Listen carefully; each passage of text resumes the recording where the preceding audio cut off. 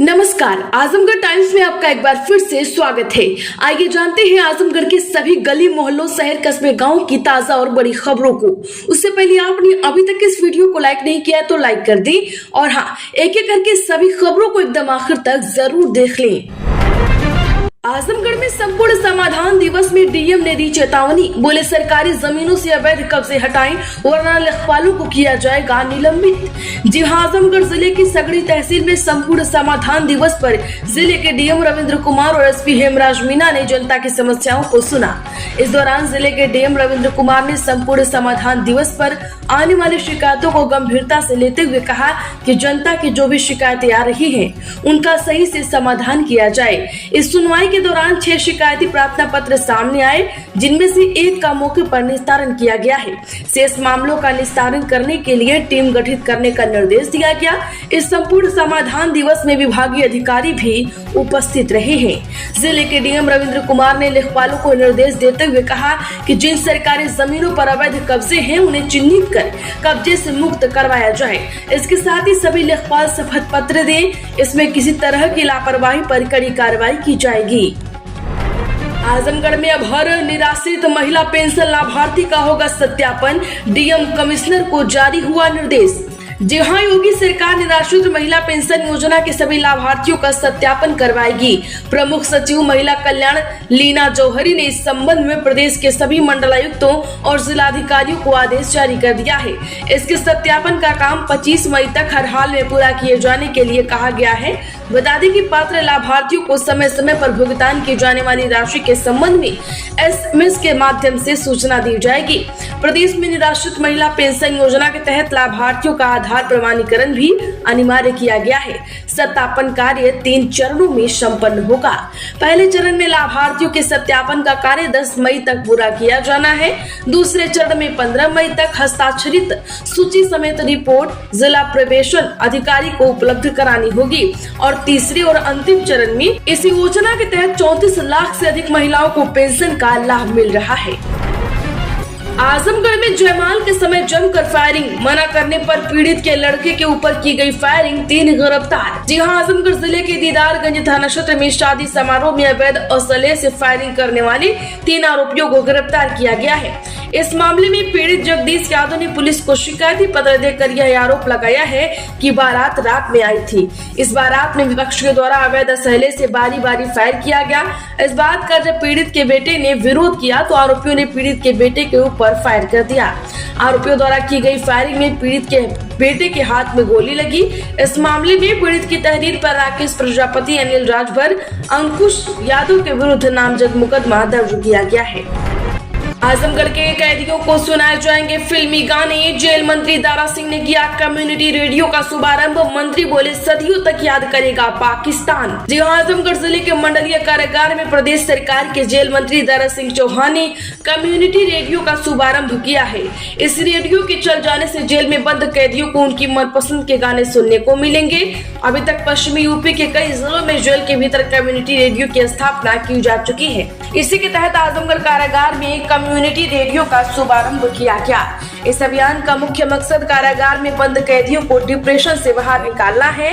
यहाँ पर कैदियों की फरमाइश पर उनके मनपसंद गाने सुनाए जाएंगे। आजमगढ़ जिले में हाईटेक होगी शिक्षा, गांव में बनेगी डिजिटल लाइब्रेरी।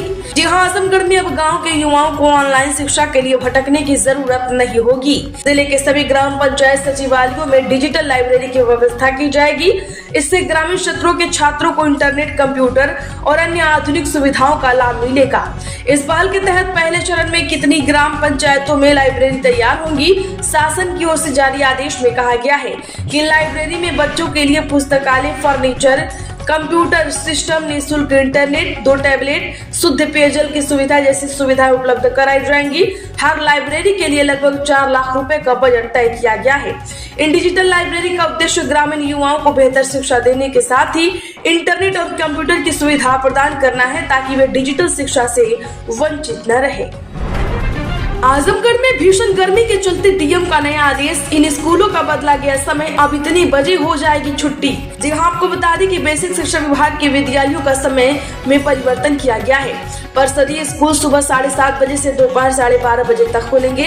बेसिक शिक्षा अधिकारी जितेंद्र गौड़ ने कहा है कि शासन के निर्देश जिलाधिकारी से वार्ता के बाद मिले निर्देशों के तहत विद्यालयों के समय बदले गए हैं। सीबीएसई और आईसीएसई मान्यता प्राप्त विद्यालय के संचालक समय को लेकर खुद निर्णय ले सकते हैं। परिषदीय विद्यालयों में शिक्षकों को दोपहर 1:30 तक रुकने का निर्देश दिया गया है। आजमगढ़ यूपी बोर्ड में 10वीं 12वीं की मार्कशीट जानिए स्कूलों से कब तक मिलेगी। जी हाँ, बता दें कि यूपी बोर्ड के हाई स्कूल और इंटरमीडिएट के छात्र छात्राओं को मई के दूसरे सप्ताह से मार्कशीट कम सर्टिफिकेट मिलने की संभावना है। परिणाम घोषित होने के साथ ही 5 दिन की छुट्टी हो गई है। 1 मई से बोर्ड का कामकाज सामान्य होगा। मार्कशीट कम सर्टिफिकेट छपने में 10 दिन का समय लग सकता है। उसके बाद फर्मों से संबंधित क्षेत्रीय कार्यालय और वहां से जिलों को भेजे जाएंगे। इसमें सबसे कम से कम 2 से 3 सप्ताह का समय लग जाएगा। हालांकि डिजिलॉकर पर मार्कशीट कम सर्टिफिकेट अपलोड कर दिए गए हैं, जिसे परीक्षा डाउनलोड कर सकते हैं। टेंशन के बीच भारत ने लगाई पाक की लंका। झेलम में अचानक छोड़ दिया पानी, बाढ़ के हालात। जी हाँ, आपको बता दें कि पहलगाम कांड के बाद भारत और पाकिस्तान के बीच बढ़ते टेंशन के बीच भारत ने पाकिस्तान को बड़ा झटका दे दिया है। पाकिस्तानी मीडिया ने दावा किया है कि भारत ने पाकिस्तान को सूचित किए बिना अचानक झेलम नदी का पानी छोड़ दिया। इसके बाद पाकिस्तान के मुजफ्फराबाद जिले के आसपास जल स्तर तेजी से बढ़ रहे हैं और बाढ़ के हालात बन गए हैं। इलाके में वाटर इमरजेंसी लगा दी गई है।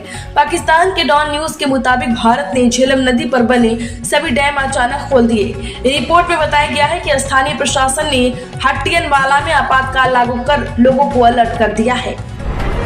आजमगढ़ में अहिल्याबाई होलकर के नाटक देवी का हुआ मंचन। 28 प्रतिभागियों ने किया अपनी अभिनय कला का प्रदर्शन। बड़ी संख्या में उपस्थित रहे दर्शक।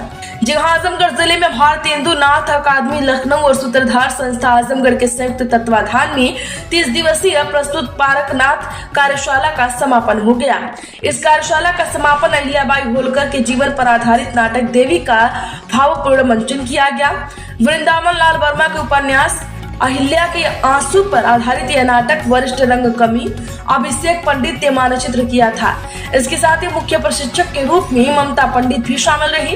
इसके पूर्व भी आजमगढ़ जिले के रहने वाले वरिष्ठ रंगकर्मी अभिषेक पंडित और ममता पंडित ने कई नाटकों का चित्रण और मंचन किया है। जम्मू कश्मीर के कुलगाम में 2 बवालिया सहयोगी गिरफ्तार, हथियारों और गोला बारूद के साथ। जिला बता दें कि जम्मू कश्मीर में कुलगाम पुलिस ने सेना और सीआरपीएफ के साथ मिलकर 2 आतंकी सहयोगियों को गिरफ्तार किया है। साथ ही हथियारों और गोला बारूद का जखीरा भी बरामद किया गया है।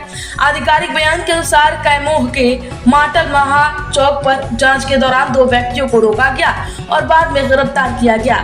उनकी नाम की पहचान के साथ बिलाल अहमद भट्ट पुत्र अब्दुल सलाम भट्ट और मोहम्मद इस्माइल भट्ट पुत्र गुलाम मोहम्मद भट्ट के तौर पर हुई है। दोनों थोकेरपोरा के रहने वाले हैं। तलाशी के दौरान सुरक्षा बलों ने उनके पास से 2 पिस्तौल मैगजीन और 25 राउंड पिस्तौल गोला बारूद बरामद किया है। आजमगढ़ में ठगी गिरोह में शामिल दंपत्ति समेत 6 पर गैंगस्टर एक्ट की कार्यवाही। जिला थाना क्षेत्र पुलिस ने एक संगठित अपराधी गिरोह का पर्दाफाश किया है, जो जाली दस्तावेजों के जरिए नौकरी दिलाने का झांसा देकर लोगों से लाखों रुपए की ठगी कर रहा था। इस गिरोह के खिलाफ गैंगस्टर एक्ट के तहत कड़ी कार्रवाई शुरू की गई है। बता दें आपको कि इसके तहत दंपत्ति समेत 6 लोगों पर कार्रवाई की गई। दरअसल अहिरौला थाना अध्यक्ष अनिल कुमार सिंह ने कहा कि इस गिरोह का सरगना अहिरौला थाना क्षेत्र के आतापट्टी भीमपट्टी गांव निवासी शशिकांत पांडे उर्फ सोनू है।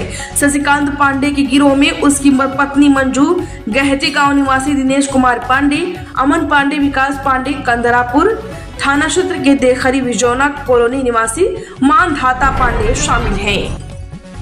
आजमगढ़ में यूनियन बैंक ने एफडी की ब्याज दरों में कटौती की। अब 1 साल की एफडी करने पर 6.75% मिलेगा ब्याज। जिला यूनियन बैंक ऑफ इंडिया ने फिक्स्ड डिपॉजिट पर मिलने वाले ब्याज में कटौती करी है।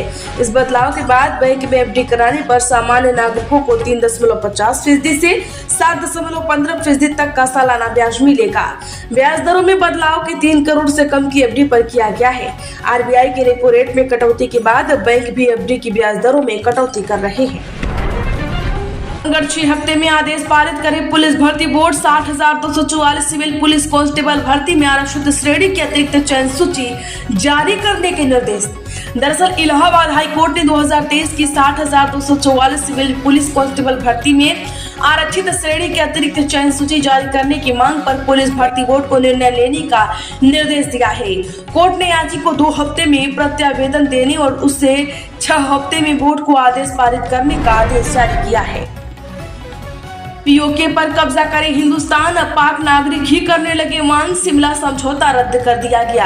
यह बता दें कि जम्मू कश्मीर के पहलगाम में हुए कांड के बाद न केवल भारत में गुस्सा है बल्कि पाकिस्तान में भी एक तबका गुस्से में दिखाई दे रहा है और हिंदुस्तान से मांग कर रहा है कि वह पाक अधिकृत कश्मीर यानी पीओके पर कब्जा करे और वहां पनप रहे जो भी जितने भी लोग हैं उसको खात्मा करे।